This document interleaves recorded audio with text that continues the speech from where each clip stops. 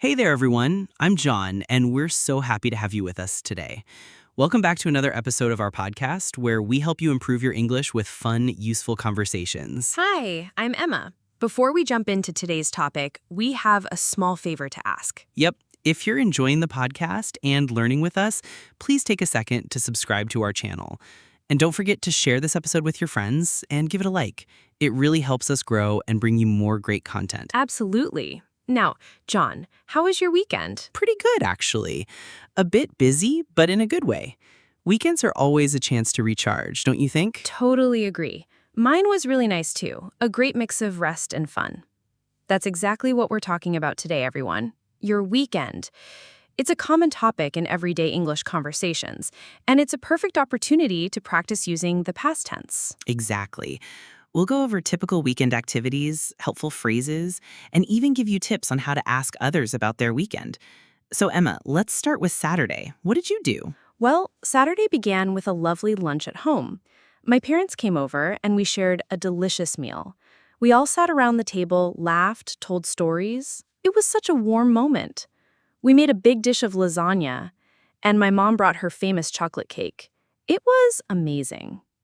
That sounds wonderful.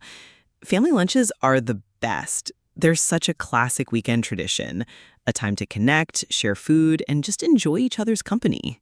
What kind of lasagna did you make? Just a traditional one with lots of cheese. After lunch, we just relaxed and chatted. The kids played in the garden. It was peaceful. How about you, John? My Saturday was a little different. In the afternoon, I met up with some friends and we checked out a new cafe that just opened downtown. You know the one with the really unique pastries? Oh, yes! I've been wanting to try that place. How was it? It was great. We stayed for a couple of hours, just catching up. It's always nice to sit down and chat with friends. We talked about our week, some movies we've seen, and made plans for a future get-together. It was a great way to relax. That sounds lovely. Hanging out with friends can mean so many things. Coffee, movies, dinner, or even just a walk. The point is to spend time with people you care about. So, what did you do the rest of the day? Later that night, I went to a birthday party for my friend Mark. He turned 30, so it was a big celebration. Music, dancing, lots of great food. I even tried to sing Happy Birthday loudly. Not sure I hit the right notes, though. I'm sure you did great. Birthday parties are always so much fun. Was it a surprise party? No, not this time. But everyone was in a great mood. It was the perfect way to end the day. Birthday parties are another very common weekend activity. You often meet new people and enjoy delicious food. How was your Saturday night, Emma? Much quieter. After lunch, I stayed in with the kids. We watched a movie, made popcorn, and cuddled on the couch. It was sweet. Sometimes, after a busy week, all you need is a calm evening at home. That sounds perfect. Time with your children is so valuable. It doesn't have to be a big outing. Just reading a book, playing a game, or watching a film together builds strong bonds. Simple moments can be the best ones. Exactly. Speaking of calm, let's talk about Sunday. I started the morning by going to church. It's part of my weekly routine and a really important part of my life. It helps me feel thankful and ready for the week ahead. That's a beautiful way to start the day. For many people, attending church or a place of worship is a chance to reflect, feel connected, and find peace. What else did you do on Sunday? After church, we had a light lunch, then I took the kids to the park. They rode their bikes while I relaxed on a bench. The weather was sunny, perfect for outdoor fun. Just one of those simple joys, you know? Absolutely. My Sunday was pretty relaxed, too. I stayed home in the morning and did some housework. Cleaning, laundry, the usual. Not very exciting, but definitely necessary. Yes, chores. Somebody's got to do them, right? Did you do anything fun afterward? I did. After finishing the chores, I found a quiet spot in the backyard and read a book. It was peaceful and a great way to recharge before the new week. Sometimes just having time to yourself is exactly what you need. Couldn't agree more. It's all about balance. Now that we've shared our weekends, let's help our listeners talk about theirs. What are some good phrases they can use? Great idea. You can ask, how was your weekend? Or what did you do last weekend? For something more specific, try, did you do anything fun? And to answer, you could say, it was great, relaxing, busy, fun, or I had a nice weekend. You might add, on Saturday, I visited a friend, or I spent time with my family. And don't forget, use the simple past tense. Say, I went to the park, not I go to the park.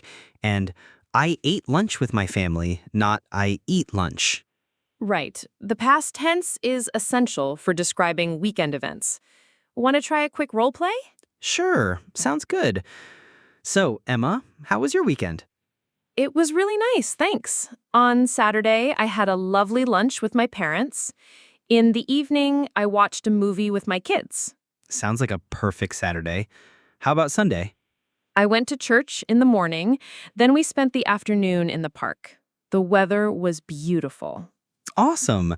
And you used all past tense verbs like had, watched, and went. Great job. Listeners, try the same exercise by describing your weekend out loud.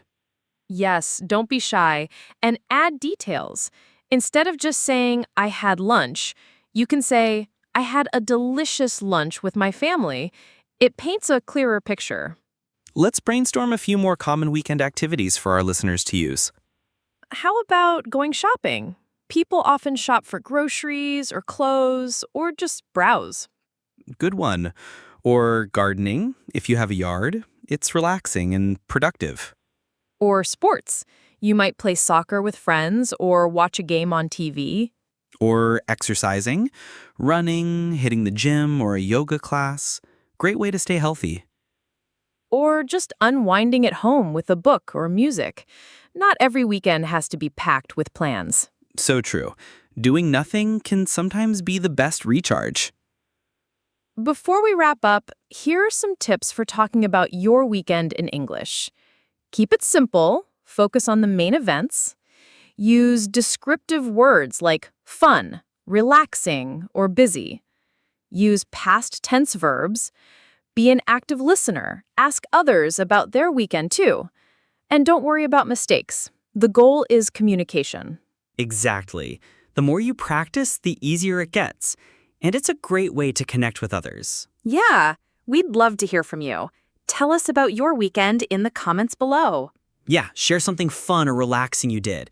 We're excited to read your stories. Thanks so much for joining us today. We really appreciate your time and dedication to learning English. We'll be back soon with another fun topic. Until then, keep practicing and have a fantastic week. Bye for now. See you next time. Bye for now. See you next time.